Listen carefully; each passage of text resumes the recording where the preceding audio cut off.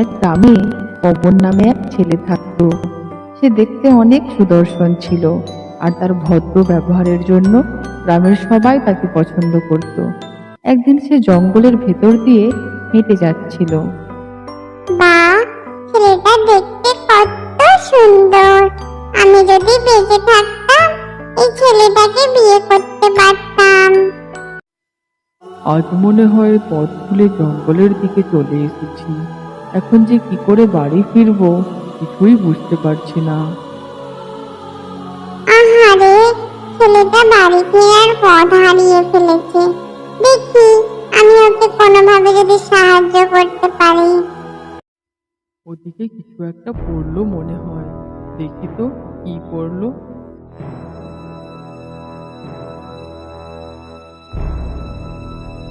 যাক, পাথরটা ছুঁড়ে কাজ হয়েছে। ছেলেটা এই দিকেই আসছে মনে হয়। এইভাবে একটার পর একটা পাথর ছুঁড়ে আমি ওকে বাড়ি ফেরার পথ দেখিয়ে দেব। শাকচুন্নি একটার পর একটা পাথর ছুঁড়ে পবনকে জঙ্গল থেকে বাড়ি ফেরার পথ দেখালো, আর পবন সেই মতো জঙ্গল থেকে বেরিয়ে আসলো। আশ্চর্য ব্যাপার তো, এইভাবে পাথরের শব্দ শুনে শুনে জঙ্গল থেকে বেরিয়ে গেলাম। মনে হচ্ছে যেন কেউ আমায় ইচ্ছে করে সাহায্য করছে।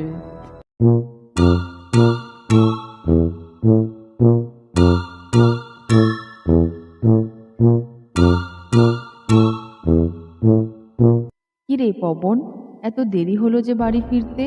আমি কখন থেকে তোর জন্য অপেক্ষা করছি। শোন, তোকে একটা গুরুত্বপূর্ণ কথা বলবার ছিল। আসলে মা, পথ হারিয়ে জঙ্গলের দিকে চলে গিয়েছিলাম, তাই এত ফিরতে দেরি হলো। শোন বাবা, তোর এখন বিয়ের বয়স হয়েছে, তাই আমি ঠিক করেছি কয়েকদিনের মধ্যেই তোর বিয়ে দিয়ে দেব। আমি এক মেয়ে দেখেছি, ও অনেক সুন্দরী। কালই আমরা তাদের বাড়ি দেখতে যাব। মা, এত তাড়াহুড়োর কি আছে? একটু সময় নিয়ে দেখলে হতো না? না, আমি এত সুন্দর একটা মেয়ে হাতছাড়া করতে চাই না। আমরা কালকেই রওনা দেব, তুই তৈরি হয়ে নিস তাড়াতাড়ি। পবন তার মায়ের সাথে পরদিন মেয়েটির বাড়ি যায়, আর 2 দিন পর মেয়েটিকে বিয়ে করে বাড়ি ফিরে আসে। তখন শাকচুন্নি গাছের উপর দেখে আর কষ্ট পায়। যাক, এই সুন্দর ছেলেটারও বিয়ে হয়ে গেল। মেয়েটা তো বেশ সুন্দরী, দুজনকে বেশ ভালো মানিয়েছে। আর যদি আমি বেঁচে থাকতাম, ওই মেয়েটার জায়গায় আমি থাকতে পারতাম। সবই আমার পোড়া কপাল।